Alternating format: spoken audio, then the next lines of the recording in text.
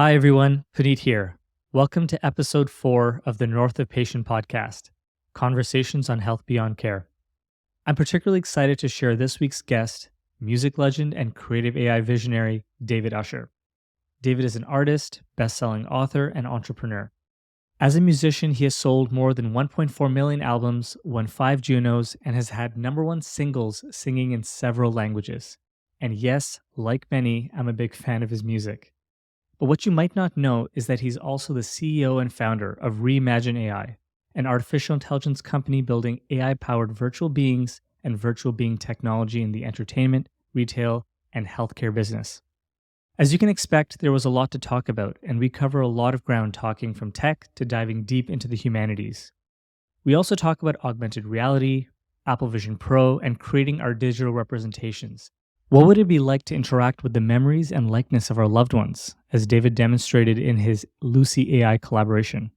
We talk about the generative AI gold rush, what we can learn from our mistakes in social media, and how to steer our efforts towards positive outcomes.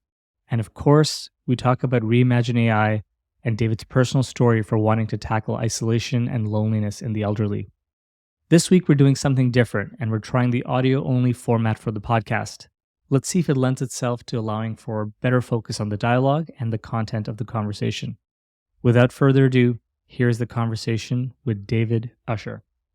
Hello, David. How are you doing? Welcome to the show. I'm doing really good, thank you.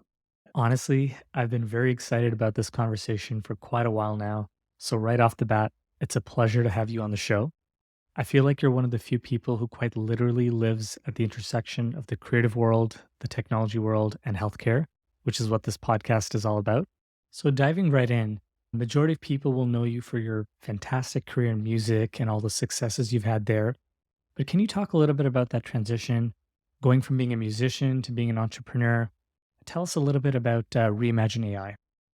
Sure, I mean, it's a long and sordid tale. Um, I've been doing music for 35 years or more, I don't know, and, this probably happened the start of the entrepreneur stuff started, I was living in New York at the time. I lived there for about 5 years with my wife. We had 1 kid at the time, and, I got very interested in digital and the internet around the time that Napster launched. And I got very interested in what was happening in the music business in relation to digital. And that really led me down sort of this learning path about finding out about all things web, all things digital. And it led me to my first startup, which was a social media aggregation startup, which really did aggregated streams around like brandable aggregated streams around iPhone, Adobe downloadables, and iframes that we Okay. were doing. What was This that was called? before it was called Deck. And this was when there were a lot of aggregators coming out, and it was before, I don't know if you remember, it was at the time when everyone was talking about Facebook opening up its graph to the web, Okay, and yeah. instead of opening up its graph to the web, what they did was they created aggregators and like buttons. Mhm. And that's when the thumbs the like buttons spread across the web. Yeah. And so I was doing that. I did that for about 5 years. We started working in music, and then we pivoted to sports. But in the end, basically, um, basically all the aggregators got killed, or almost all of them, except for TweetDeck, I think.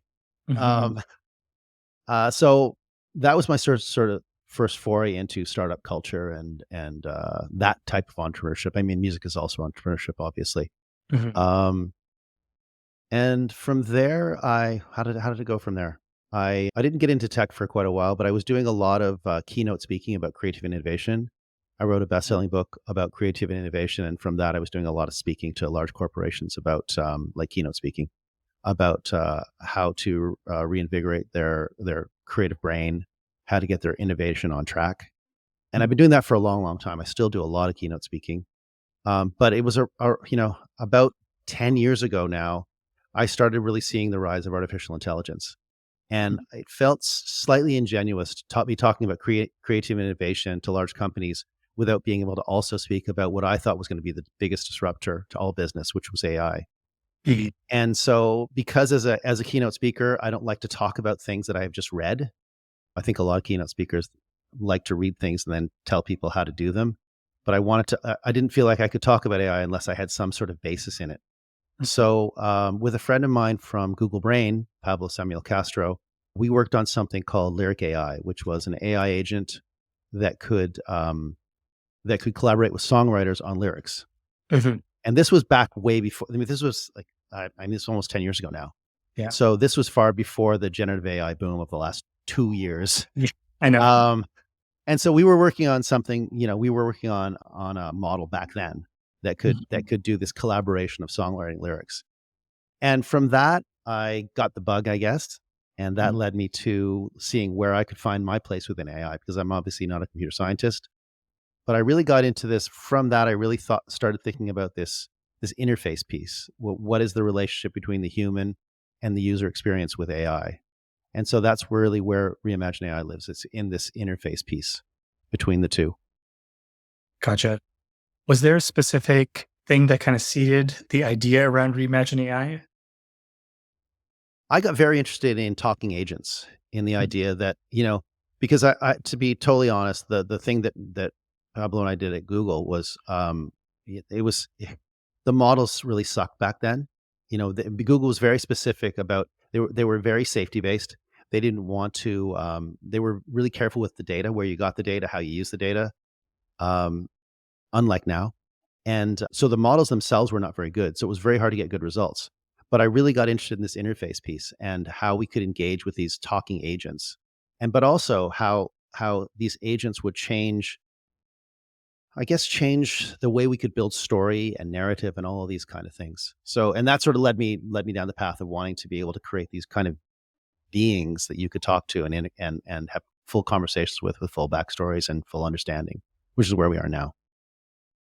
You and I connected, a couple years ago through some potential projects, and I remember looking at the work that Imagine AI was doing at that time, and distinctly, I remember thinking about the extent of the creativity, the surrealism of some of the characters. Um, where does Reimagine AI find itself right now in terms of the application of creativity around digital entities versus perhaps more real world interactions? Yeah, I mean, we work in a sort of a diverse space where our technology is really an end-to-end stack, where it's like from you and back to, and the AI speaking back to you, and it's everything in between, right? So we integrate all of these different kinds of technologies, so we can control how our AI speak and what they speak about. So we can make things that are more creative, less creative, that have personality one way, that you need to say something at a certain time, that you don't want to ever say that. So we work on many different things for many different kinds of companies. We're doing stuff for um, the uh, the redevelopment of One Times Square in New York City. We're working with a robotics company, helping them build the mind of one of their robots. We do stuff in entertainment, but our main vertical that we sort of, we think of ourselves working in imagination and purpose, and our purpose vertical is in healthcare. So our main vertical is around building AI agents that can help the elderly and Alzheimer's patients tackle loneliness I mean that comes from a personal place because my mom has Alzheimer's and so I've seen firsthand how overloaded healthcare workers are in the healthcare system. Mhm. And if you look at the demographics about where elder care is going, the numbers are crazy in terms of the demographics and um, how we're going to help our elderly is going to become a very difficult problem very soon. Absolutely. And so, can you talk a little bit more about those use cases? So, you mentioned, for example, tackling loneliness with the elderly. So, presumably, there's obviously a digital entity that's interacting with people. What does that look like, and what kind of use cases have taken place thus far? Yeah, we've done our first set of trials, and we're entering our second set of trials with the Sheldon Memory Lab at McGill University. And essentially, loneliness is such a big factor, and it's been proven to be such a big factor in bad health outcomes. And with the elderly, healthcare workers do an incredible job, families do an incredible job, but you can only be there so much. There's a reality to the overwork and overwhelmedness of the healthcare system. That's the nice thing about working in health in this kind of health space is you'll never replace a healthcare worker or a home care worker because there will never be enough time. Yeah. And so what we're trying to do is basically fill that gap where a healthcare worker or home care worker can't be there, where the family can't be there, but the elderly person can be very isolated. There's so much isolation um, in the aging population, and that is going to just expand as the demographics get worse. So we see ourselves filling that gap, really. Gotcha. So, what does the interaction look like between the person and I guess the digital entity, and and how personalized is it?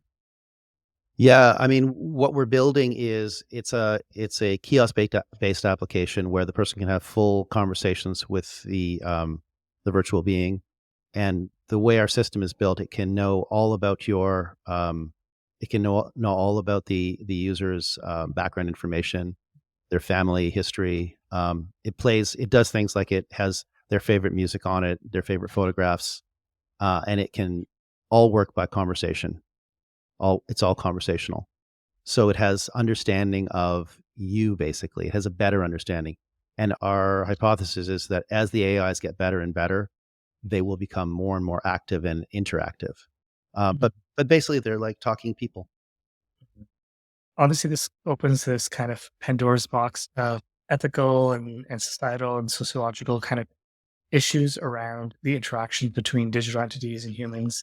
Um, what are your thoughts about conversations around things like can people become attached emotionally to such a being? Obviously, right now on social media, a lot of that's coming up where people are kind of saying they've fallen in love with their GPT-4 or whatnot. Yeah, But what are your thoughts around that and about the lines that we draw between human and digital? I think there are definitely lines that we need to draw and should draw, and these entities shouldn't be a replacement, but should be a supplement. That's the way we think about it. Is that if humans can't be there, then something should be there. Because if those are your two choices, you're better with something than nothing. But Mhm. that's the real question. I mean, there's just overwhelming need.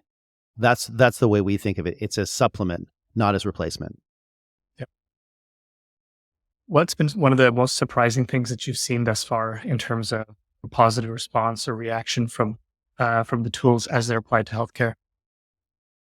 The the the positive response is that we get different reactions. Some people um, really love the experience, and some do not. So it really depends on the person, and it's not going to be a one thing fits all for everyone. And honestly, we're in the middle of the experimentation phase where we're trying to figure out the right form factor for these things to take place, because the elderly are not the easiest population for technology. Yep. So we're trying to figure out the right form factor to make this all work. One of the things that I've been exploring is this concept of empathy as it pertains to AI and as it pertains to care delivery. And often, one of the things we hear is that from the perspective of the traditional healthcare provider versus, let's say, an AI diagnostic machine, that the one thing humans will be able to retain ground over is empathy. You kind of say, okay, empathy will become the domain and communication will become the domain of the human beings, while AI can do a lot of the diagnostic reasoning. Now, I personally have been going through this thought experiment of what if AI entities can actually achieve superhuman empathy, or perhaps can even master empathy better than, let's say, the average care provider. What are your thoughts about empathy, its boundaries, and where AI is going to be able to push those boundaries? I'm not a like a hyper techno optimist or anything. Mhm. I live in the middle ground, really. Some things are Mhm. going to be great, some things are going to be really terrible. Yeah. Recently, I've been talking about some more of the terrible things like AI pollution and those kind of things. But I think that there are so many cases where we're not going to have a choice, and the AI is going to be able to mimic at least the level of human empathy for sure. I've already seen it. There's a company Mhm. called Human or Humane, Yeah. not the pin, but Yeah. I don't The know other one. if you've played with that. It's pretty remarkable in Mhm. how it measures and responds. I Yeah. thought the empathy was pretty good in the model. And we have to look at I always look at AI, when I look at AI, I always look at it as being at the very beginning of the journey. Mhm. We haven't even put our toe in the water. This is literally, this whole new generation of models is 2 years old, Yep. We're at the very, very beginning. Yeah. And I think that's what I think the hard thing that a lot of people have wrapping their heads around is the fact that this is a rapidly iterative technology as well. So a lot of the counter arguments that, I end up hearing are I played with GPT 3.5 and it's so silly. I mean, AI is silly and it can't be applied to anything real. But then they don't realize that even as they're completing that statement, it's evolved at an extent that's far faster than the human being's ability to change and even perceive that change. When I think about kind of this idea around empathy, and I imagine as we train these tools to be able to interact and be able to deal with a lot of the societal deficits and challenges that we have, we're always going to be moving towards something better and closer towards the top capability of human capacity. And then realistically speaking, we'll probably begin to change our terms and our concepts in understanding those domains because we will surpass many of them. Because the reality is, as human beings, we have our own biases and limitations, and it'll be interesting to see how we begin to better understand these concepts themselves, like empathy, for example, as a result of the fact that we begin to surpass domains around that. Well, we often talk about, the conversations around now is all around when we're going to achieve AGI, artificial general intelligence. Will it be in 24 months, 36 months? Will it be in 5 years? We don't really know, right? But when we're doing an assessment, I'm always fascinated when we're doing an assessment on how intelligent an AI is. There's this idea that it has to replicate what a human can do. But if you think about where AI is now, it's many, many characteristics or abilities that a human can do already, plus the knowledge of the world, expertise in millions of, thousands of domains that are far beyond, any single human could ever do. So even if you do the sum of where artificial intelligence is right now, it's far beyond human capability. But our parameters of what we put on is the characteristics that we think of as human, Mhm. as being its intelligence. But if we had a much broader view of what intelligence is, the ability to code better than 87% of the top coders, the ability to do the do the LSATs and get Yeah. 100%, the ability, all of these abilities stacked together Mhm. in a multimodal model Mhm. is already, far greater than the sum of the human mind.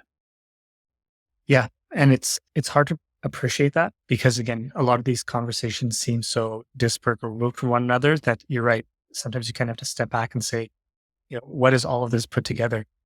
And that kind of goes back to one of the reasons why I started this podcast and one of my points of inspiration, which was a book called Future Shock by Alvin Toffler. I'm not sure if you've read Yeah, that. yeah, I have. So you're familiar with the concept of future shock, which is, effectively the inability for society to make rational decisions in the face of incredibly fast technological and societal change over a short period of time.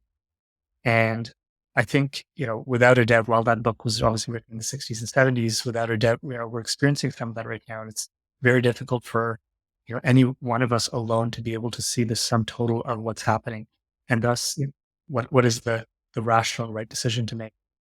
Um, Well, I look at the technology from sort of two perspectives, the micro and the macro. On the micro level, if I'm speaking at a conference, people are always asking me, should I learn these tools? Absolutely, you need to learn these tools because you need to learn to compete. And this is the new language of work. Mhm. This is the new language. You have to understand how to use the most modern tools in the job that you do or your life. You just have to know how to do them because everyone else is going to know how to use them. You need to know how to use the internet, a word processor. You need to know how to use generative AI because it's just part of the work process. On a macro level, it's a bit of a different story. There the disruption that's coming. I don't you know I don't think about killer robots, but I do think that there is disruption coming to our social fabric and our culture Mhm. that we're just starting to see now.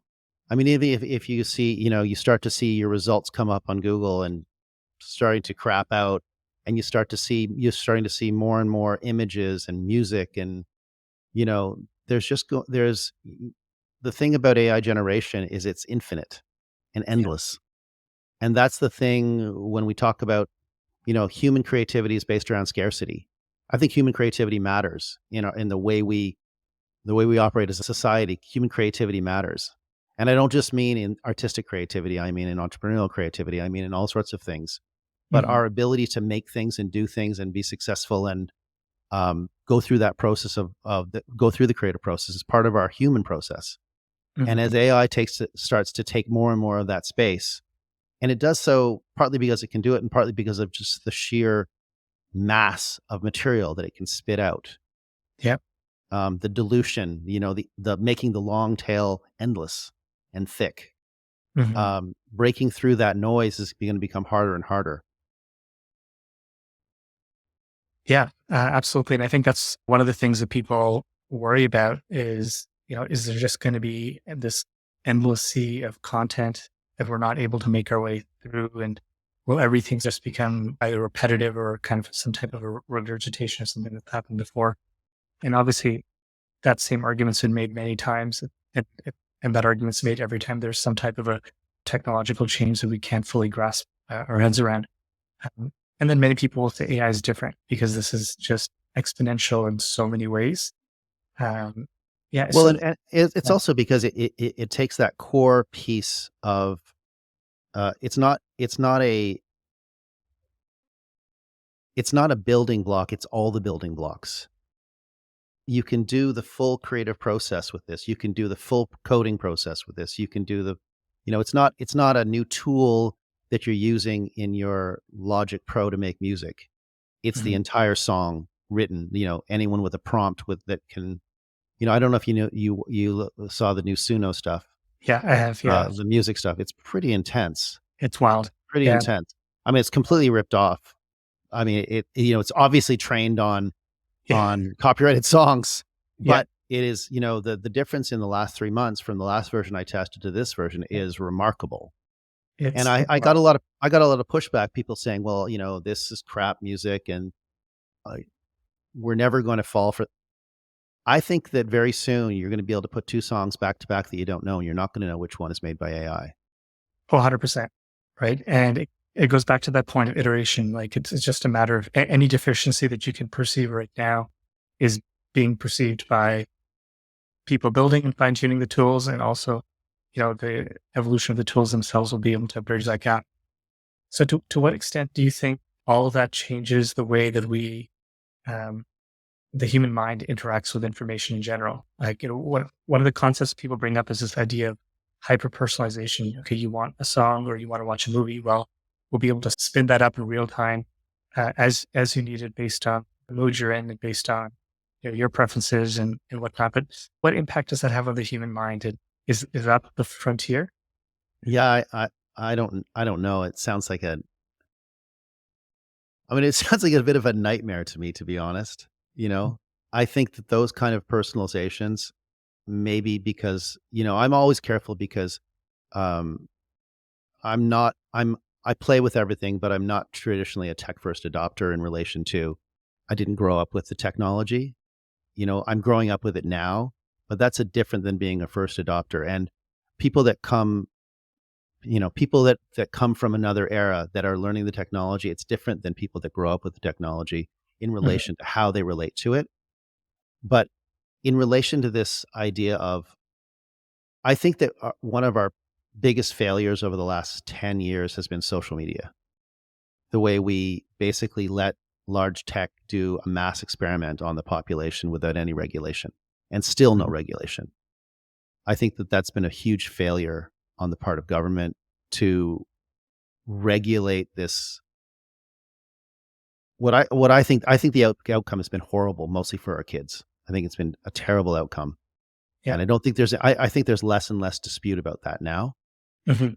And my fear is that we are in process of this secondary grand experiment where, again, big tech is performing this mass experiment on the population without any thought or control or, you know, if you think about, yeah, I'm sure you heard about Project Stargate, which is Yeah. Microsoft and OpenAI's new $100 billion um, project to Supercomputer. Yeah. supercomputer for AI. Yeah. mean, it's crazy, really. It's like one of the biggest infrastructure projects in the history of the world, and Yeah. it is basically two companies just deciding to do it and unleashing whatever on Yep. the world. It's like the Manhattan Project times 100%. 1,000, and we don't know the results. We don't, but we're just sort of rolling along. So it is. I mean, it is a bit crazy, right? Yeah. It is 100%. It's an arms race, right? And there's that feeling of if we're not, you need to be the first to do it. You need to go all in, double down, and we'll deal with the consequences as they kind of come. That's sort of the vibe that's coming from how this is moving forward without necessarily thinking through what good might look like, right? Which again kind of goes back to sort of why I'm doing this podcast from the healthcare perspective, which is there's so much reactive decision making that's happening. Obviously, people are trying to figure out where AI fits into things, but you're not necessarily seeing very much mid to long term thinking that's illustrating a, yeah, this is what, something we might be able to be proud of to say a healthcare system looks like 3 years, 5 years, 10 years from now. Uh, and yeah, so what do you think about in general the role of imagination and about human creativity in helping handle this? Like, do you feel like there is a way in which we can tap into that to help us navigate this next little while where things are just so hard to understand even a few weeks from now? Or is this beyond human imagination? I think that the long term result of this is we can't imagine where this is going to go. We don't have any idea. But I think, I mean, for myself and someone that works in AI every day, I think there are incredible opportunities to make things that are positive for people that we believe will give good outcomes. Really AI is also I mean, on the creative side, it's a whole new way of storytelling. If you're Mm, using if you're using the tools for storytelling, you mm, can it's a whole new way to consider story and character and all of these things. mm. It's fascinating, really. But at the same time, I mean, yeah, I mean, we don't know where it's going to go. We don't know.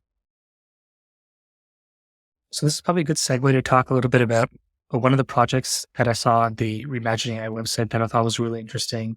And this was, I believe it was called Lucy AI. Yeah. Oh, Um, yeah. can you Yes. speak a little bit about that and where that is and what it involves? Sure.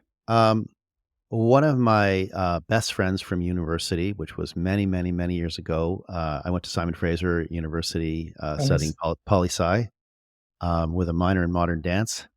And one of my very good friends, one of my best friends from that period is Lucy Simic.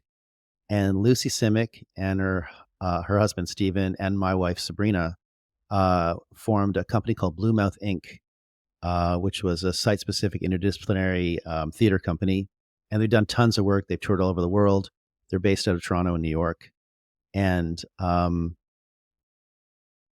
about 7 years ago, Lucy got stage 4 cancer, and so I mean, Lucy's this incredible artist, dancer, poet. So with her and Bluemouth, Reimagine AI and Bluemouth Inc. are creating a version of Lucy's mind and voice in an interactive installation where she can talk about her life and her thoughts and her dreams. And it's a representation of her. And while you talk to the exhibit, while you talk to this, it's not a representation of her avatar, but it's a spiritual representation of her avatar. That's all I can say about it. But while you're talking to her, um, it plays images and videos from her mind. So on the topic that you're talking to her about, so it's almost like you're looking into her memory. hmm, And it's really, I mean, it's a tribute to her that as an artist, she really wants to work on this completely experimental piece and something that she's, it's kind of a, yeah, it's a really, I think it's going to be a beautiful piece. So we've got it up and running now, and we're just doing testing and experimentation with it. And then it'll be coming out, I believe, in the summer. and this is going to be in Montreal. We're looking at a bunch of different festivals right now, different Okay. places to exhibit. Yeah. That's fantastic. It's much more of an art piece. Yeah. Yeah. But, when I think about that, it also makes me think about the role that, again, technology, these experiences can have on both human suffering and human healing, from the perspective of the individual going through something, but then also for the family, for the community, which also experiences grief or experiences loss. And I think it's kind of a foray into, sounds like a very new space with respect to how we can celebrate people, understand people, and be able to hold onto memories. It's all of those things. It's a celebration of who she is, but it's also this real exploration of what it means to be a person, Mhm. what it means to be a person, and is your digital self, like how the digital self exists and how it will exist in the future. Because this concept of keeping our memories, thoughts, and feelings stored in an interactive form is just starting to come into, we can do that now. Like at Mhm. Reimagine, we can do that. And it's just what that means. There's this unknown meaning about what it means to keep a digital version of yourself. And as that version gets, as we get closer and closer to AGI, what that means when that version really comes to life. It's kind of fascinating and terrifying and yeah, all of those things. Yeah. Can you talk a little bit more about that? So you mentioned reimagining AI, where you're able to capture, I guess, elements of a person's thoughts, memories. Yeah, we're able to. Yeah, I mean, I don't think we're the only ones that can do it for sure, but you can capture the basics of who someone is right now. You can, and then the LLM, it can extrapolate on that, and as you feed it in more information, it will know more. I mean, that's what Mhm. we're really doing, right? It's the ability to capture the essence of a person, who they are, what they, and their voice as well, what they sound like, and how they talk, and then you have a digital version of the person, really. Yeah. It's not the exact person and it strays off here and there, but the more data we feed into these things, the more it's going to capture. I mean, if you look at where, I always think about Apple Vision Pro. Uh, when you look at the memories feature where it's doing three-dimensional memory capture Mhm. and playback, if you extrapolate on that and you take it, I don't think Apple Vision Pro is the form factor that Apple's really going after. I think they're going after smart glasses in the end. Mhm. So they're going after augmented reality on the world. Mhm. But the ability to capture the vision and sound of somebody's life, like the actual day to day of someone's life, and to be able to capture that either in snapshot or in full, and to be able to put that into an LLM will essentially capture their life Mhm. digitally. I think that's where we're going. And if we look at everything, will be everything we see and interact with will be through the filter of the LLM. You know, Yeah. um, that's I think that's an interesting conversation about where it's going. That's the vision of where it's going for sure. Right now, Yeah. what we're doing is probably rudimentary. When we look at it in 10 years, it's going to be like what fuck. Yeah. But in 10 years or 5 years, this is going to be a real thing. You know. Yeah. It's eerie if you think about it, because, there's all these things that you think about that sort of represent the unique idea of you. Like for me, for example, I like to think I have a pretty esoteric taste in music. I have this kind of Spotify, list of things that I feel like next to no one might have that combination of music. But then when you think about those kind of things that you consider very personal and very, very much yourself, which are obviously readily consumable as digital material by Spotify or other companies.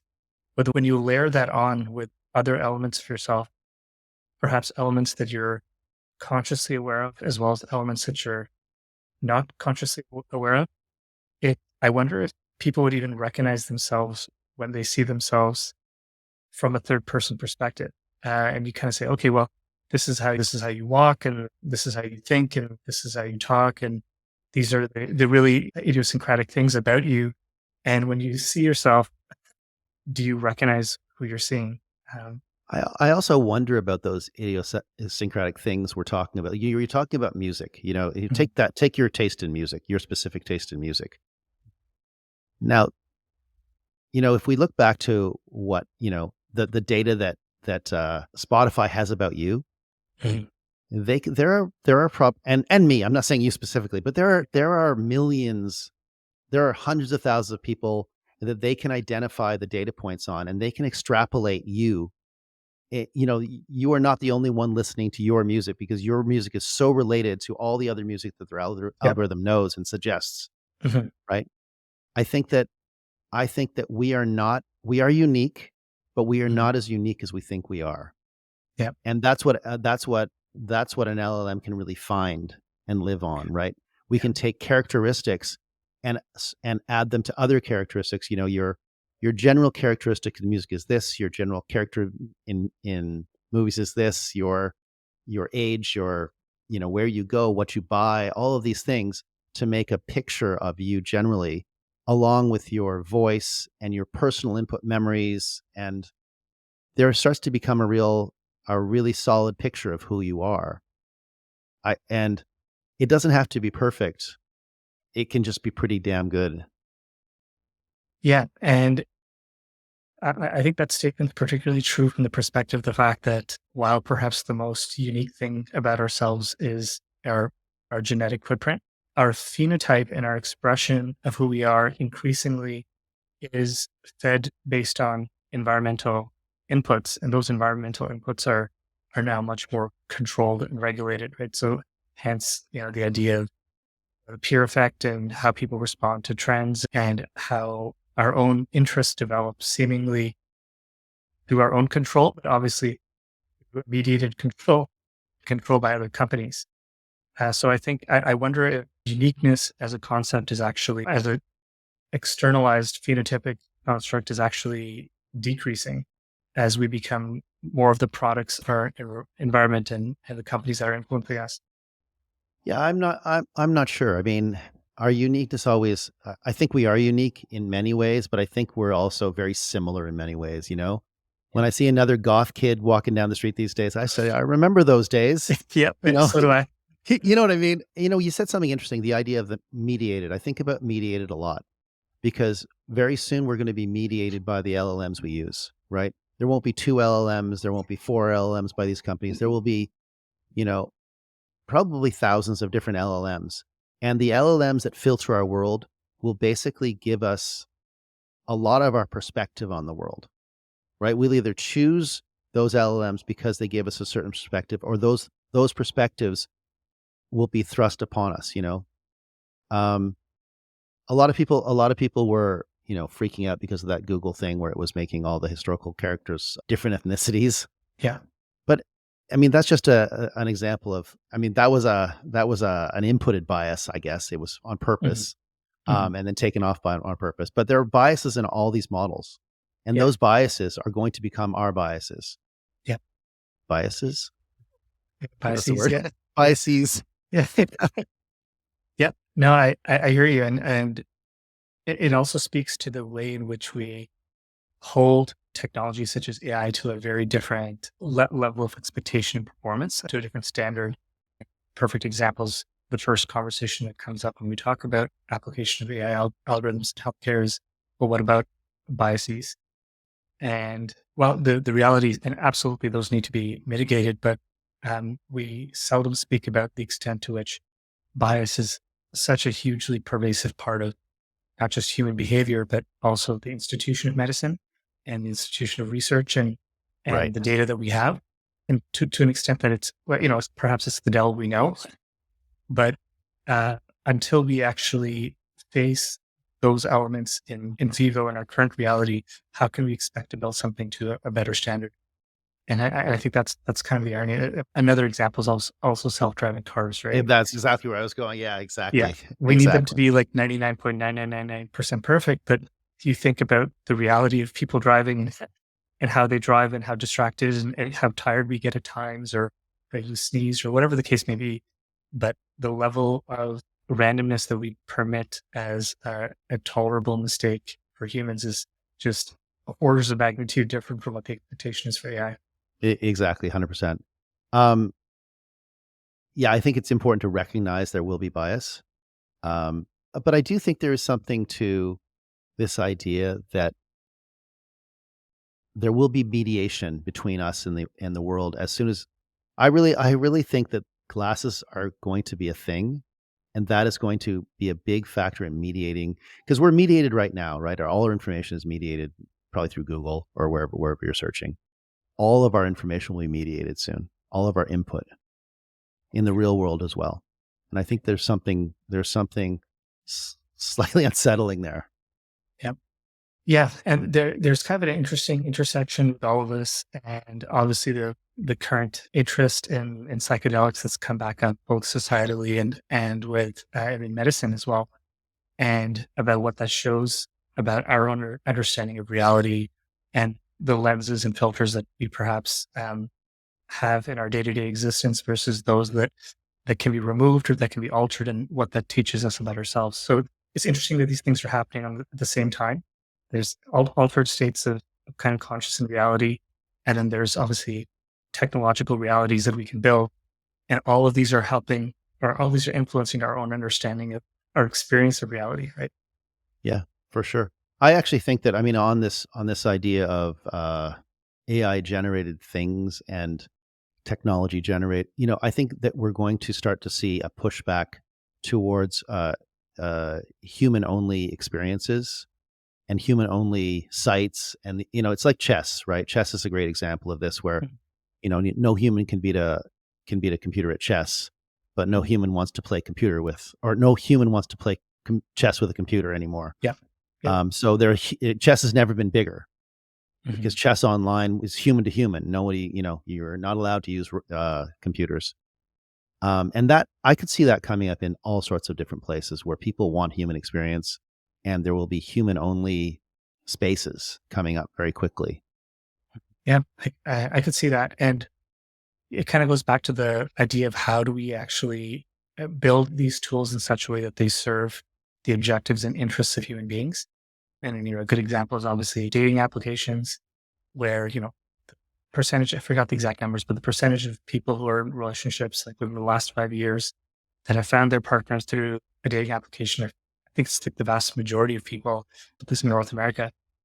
And it also reminded me of an article I read about, I guess, a common practice in South Korea, where there's coffee shops and restaurants where upon entering, you tell the person at the front desk like what your interests are. This is an app Right. that shares that information, and they sit you down and immediately connect you with people of your interest, or you can actually directly message them from your table to another From your table, and yeah, and send them coins or whatever the case may be. exactly. Send them digital coins. Something to yeah. But it kind of speaks to the fact that what people are really after there is the human piece, and we're trying to use technology to overcome, human anxiety or human timidness or whatever the case may be, but really for the ultimate purpose of being able to develop connection. I don't know. I mean, do you really think this technology is to help us develop connection? I mean, in the end, I don't know that that's true. I think it can be used that way. Do I Yeah. think it's actually being used that way? No. I think it's a gold rush on all things, and we're going to see so many different use cases, so many different applications, good users, bad users. Some people describe it as, you can use a hammer for a lot of things. I Mhm. I think it's different than that. I think it I think it takes I think that it takes a fundamental space in so many people's lives and so many people's jobs, that I'm not sure that it's just a hammer used in a different way, if you know what I mean by that. Yeah. If the hammer was conscious Yeah, exactly. If the and it hammer had was conscious. and it had a plan, change into a saw. And Ex exactly. But one question I wanted to ask you is um, around music and healing. S- Obviously, we know that one of the fundamental characteristics of music, that it has the capacity to be able to serve as a tool for healing. But I was curious as to where you see that going, and in the context of human suffering, healthcare, the healing process, and in the context of where technology is taking us. I mean, it's multifaceted. I'll start with, I think music is incredibly healing. I think it has incredible properties. If I go back to my mother, who has, she's had very slow onset of Alzheimer's for, it's been steady, but music is it's an incredible thing. You see her light up, and everything changes. Everything changes. So it can be an incredible tool. I mean, I'm not it's not my area of expertise. Do I think it's healing? Yes. Do I know where it's going? No.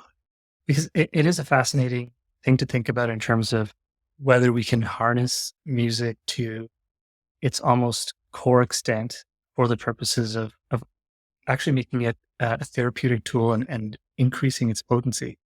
Obviously, right now it's an exploratory medium in terms of people find music that works for them, and it's momentary and it changes over time.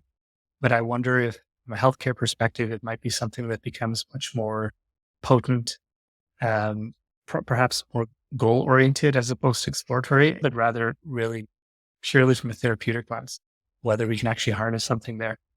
I mean, we're using it in our application with in conjunction with our AIs to combat loneliness, where an Alzheimer's or an elderly person might forget, like she often forgets that the it's now a music box, those music boxes. She'll forget it's there. They can't use the stereo. There's just no relationship to the technology, where the AI can actually come out and does come out and say, "Would you like me to play some music?"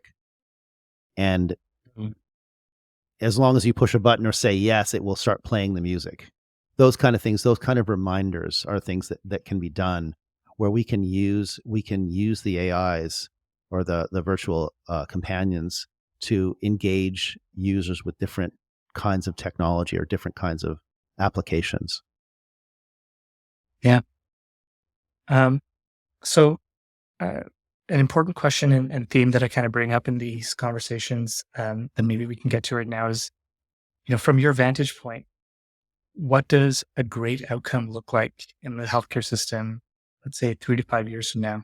Can you kind of begin to describe maybe an optimistic view around how we can harness AI in healthcare?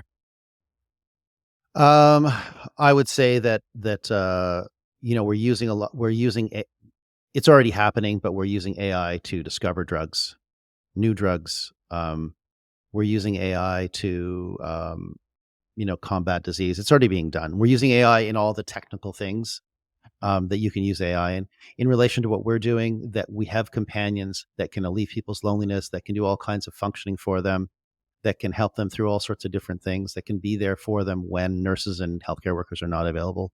That's a good outcome for us personally. And we don't have to do everything. If we could have people using our application 20 minutes a day, and that gave them relief from loneliness and that gave them companionship, that would be a fantastic result for us. And maybe as an extension of that, where do you see Reimagine AI a few years from now? What sort of things are you doing? We're continuing on our path, on our two paths of imagination and probably in healthcare on the other side. That's where we're really focused. We have a bunch of different applications for many different use cases that we're building, and we want to make sure that everything that we're doing within the healthcare vertical is something that we think will help patients, but but also help healthcare workers. We think that there's space to do both without replacing any jobs, without we could you could use this stuff within healthcare without taking a single job away, for sure, just as help, and to fill those gaps. And that's where we see it. Yeah. Awesome. Any additional last remarks or anything you wanted to add? No, I mean, we've talked about a lot of things. We've gone from macro to micro, and that's sort of where I live with this stuff. Awesome. Well, David, I want to thank you again for taking the time. I think this was a fascinating conversation. We definitely got to go deep on certain themes and ideas. I'm really excited to see where Reimagine AI goes, and I hope to be able to keep in touch. Thanks very much.